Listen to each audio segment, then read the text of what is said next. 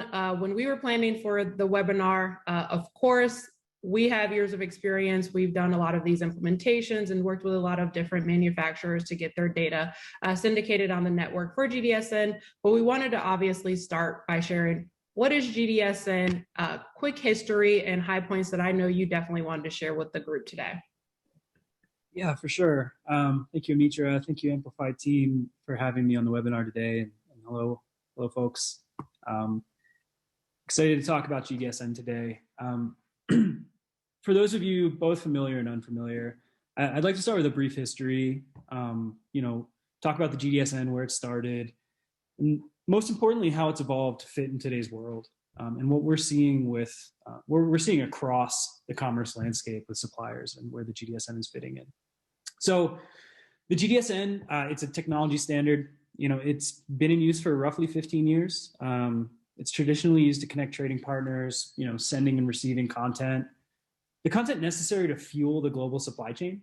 It's been most heavily adopted in categories and industries like fast-moving consumer goods, grocery retail, food service, hard lines, things like that. So typically areas where suppliers have goods on many shelves and recipients have many suppliers that they receive items for.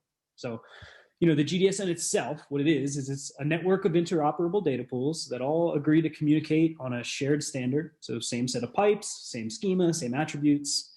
And this ensures that participating trading partners have a secure, timely, and accurate means to send and receive content. So, it helps drive efficiencies in warehouse delivery and receipt, inventory, demand planning. That's just to name a few, right?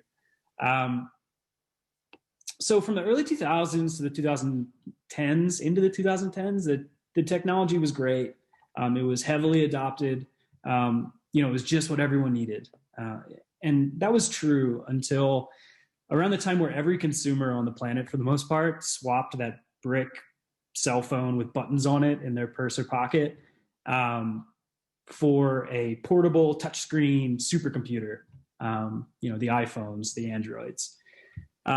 So what we saw from that was a growing trend in online commerce, right? So as consumers shifted from shopping and purchasing in store to shopping and purchasing online or wherever they are, or some crazy hybrid of the two, right? Like BOPIS.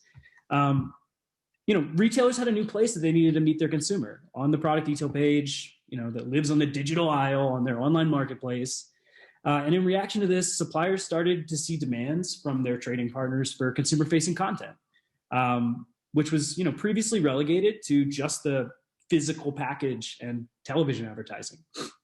So what we saw there was that the GDSN data providers were either too slow to meet that challenge just to help their brand supply consumer-facing content, or they chose an alternative strategy, right? And that was building technologies outside of the GDSN to support consumer-facing data for their recipients, and they charge for it.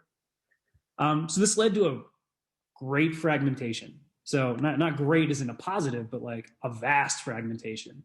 GDSN data pool providers became entrenched in their specialized market, industry, or with their set of retailers that they have exclusive relationships with.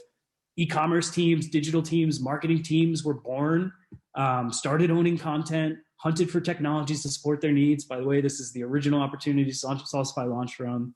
And master data supply and IT teams continue to own the physical supply chain, which fuels GDSN.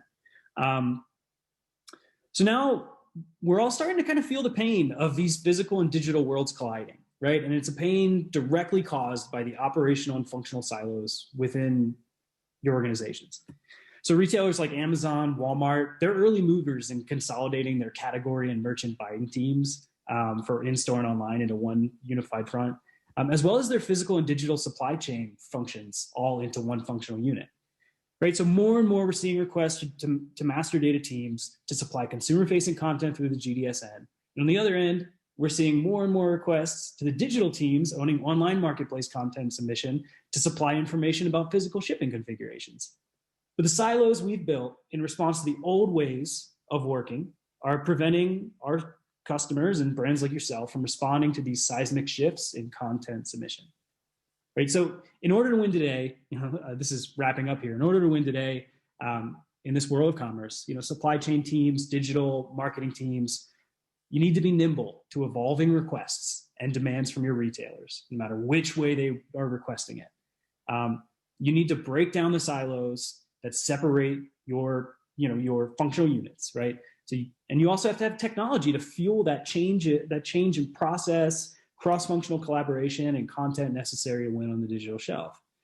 So that's why we built a native GS1 certified GDSN data pool. We fully integrated it with Salsify's core platform, and our key focus has been on simplicity, visibility, and actionability, right? Our drive has been, and will continue to be, to make the GDSN solution approachable to the business user, and also a breath of fresh air to the GDSN expert who's been using other tools to date. So that I might have gone on too long, but it's a little bit of a history. It's a little bit of how we've evolved, and why we've built a data pool and integrated with our platform. No, that's all really good information. Thank you so much, John, for sharing that. That was awesome. A couple of things that I do want to pull out of what John just talked about, right? Obviously, calling out the different personnel within your organization that really needs to be involved to support a GDSN solution, at least an efficient one that you're going to gain benefits from, just leans itself, obviously, to our mantra with implementations, right? Is that there are elements, people, processes, and technology that are going to make a successful solution.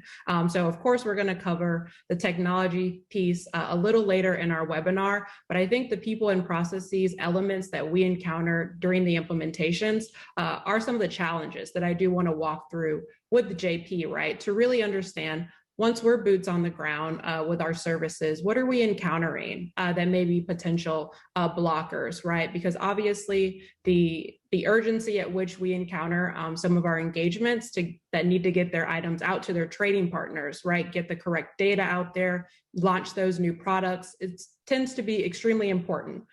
So when we get into an implementation and we're running up against things that may not have been flagged early, or that we need to educate the customer on, we definitely want to treat those as lessons learned and share those with the group.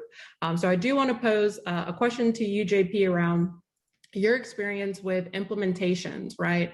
Maybe we can start specifically around some of the process changes that we encounter when we're rolling out new GDSN solutions. Do you have a few that maybe you could share with the audience today? Yeah, absolutely. And thanks again for having me on. I'm excited to talk about GDSN today. And so, hello, everyone. But no, what I want to talk about for kind of the challenges that I've faced while working on projects involve GDSN is kind of like Mitra referenced, or reference to, is the readiness of the customer, right? A lot of customers would have the not all levels of the packaging hierarchy set up. And what I mean by that is that if a customer comes into a project and they have their eaches set up, right, that can be a blocker for GDSN success and publishes, because you need those next level, because it may not be a trade item, right? And so what that means is that there can be a blocker that for within the GDSN pool upon publication, or for actually syndicating with the retailer through GDSN. Another one is simply just the readiness around your GLNs, right? What GLN are you going to be seeing? Like, what's the GLN of the retailer that you're going to be syndicating through to the GDSN? Another one is, not just the retailers of the GLNs of the retailers, but your actual own GLN. I know that for most people that is a known thing. You'll know your own GLN, but just to be, when you're kind of net new to GDSN, to ensure that you know what your GLN is, that is pretty important, because if you have the wrong GLN, that can be a blocker on that. And I've have experienced that with a couple clients. And then another one is not knowing what attributes are needed for the retailer. And I know that can be one that we work through with you, as a solution consultant. I would, ensure that we get that data, as we're going through the publishing process. But a lot of the times, if you don't know, certain attributes, like, what are the dimensions of the packaging, things of that nature, just being ready from a attribution standpoint, right? And that can be a blocker if you're not, perfectly in sync with what is needed. And even though you may have all the GTINs set up and you're ready to go with the GLNs, if you don't have the appropriate attributions, that can be a delay in the setup. But your success would still come. It just would be a delay in the process. We want you to be as quick as possible, as many of these retailers are They want their data as quickly as possible. So, when we don't want any delays, and that's those are a few challenges that I've faced. And again, Salsify, through all of the feedback and everything that I'll show you within the tool, really kind of helps work through all those challenges you face.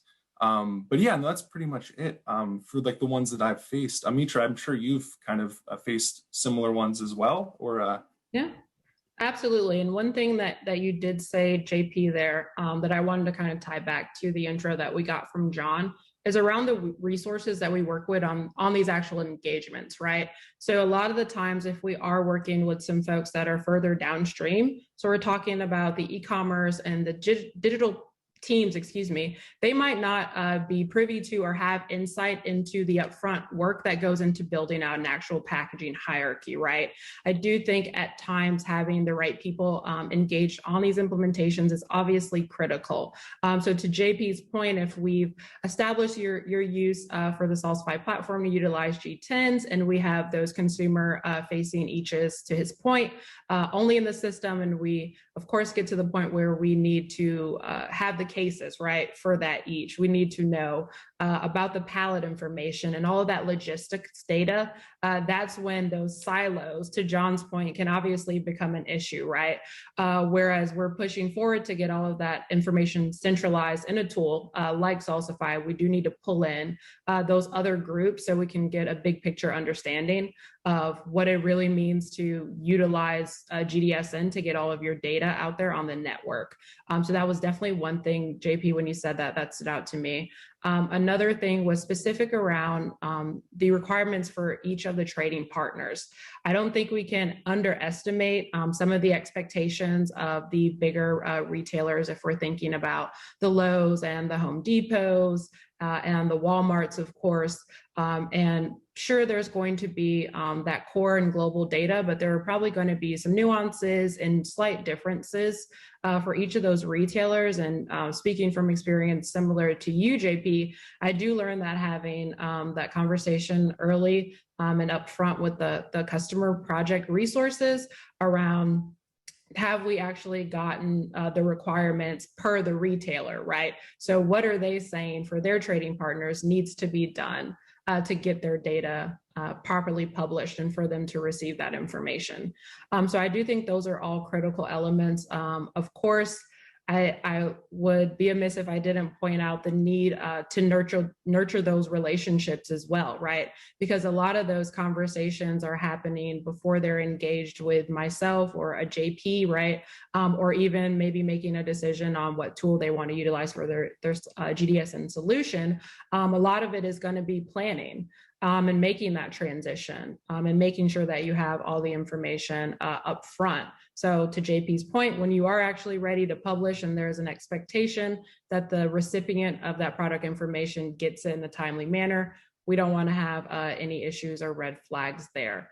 But I did, of course, want to pause there. And obviously, John, JP and I have shared a couple of thoughts, but I definitely wanted to get your insight. I know you're working closely with customers fairly early on when they get into their decision-making process to go down this path, right, for a new GDSN solution with Salsify. Did you have any thoughts that you commonly come across as far as potential challenges? Yeah, I think you both have touched on a lot of what I've seen. If I could kind of put a wrapper around it all, right? There's this high level, this is not just a data project, right? This is about change management. So it's about working internally to get all of your stakeholders that touch content together and engaged and involved early, right? Even before if you're switching GDSN solution providers, even before you decide to make the switch, right? You should get everybody involved up to speed. And that's both from the leaders all the way down to the practitioners on both ends. Having a realistic grasp on the current quality of your data is important, and how that relates to, the trading partner needs, right? Because every trading partner, there's core content in the GDSN, 80% of it is all the same, and it's all, all the retailers want it. But the GDSN schema is vast, right? It is thousands of attributes wide. And each retailer has their set of, core attributes and then some differentiated attributes that they want. So really having an understanding of what your retailers want up front and how your data meets that quality expectation that the retailer might have, or the recipient, or the distributor, whatever you might call them.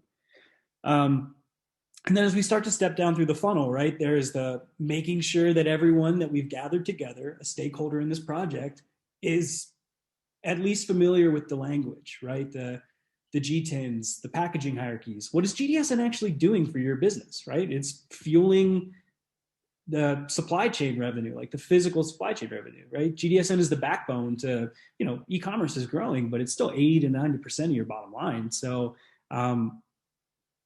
getting everyone up to speed with what the GDSN is, the business impact it has, and the language around it, right? Company identifiers, packaging hierarchies, what GTINs are called, and how they stack together. I think that's all critical, right? You need to work down through the process. You need to get everyone involved. You need to align on what your retailers need, where you stand against that, and then start to align everybody on the language. And then you can start to work with and amplify to build out what that actual migration project and implementation project looks like.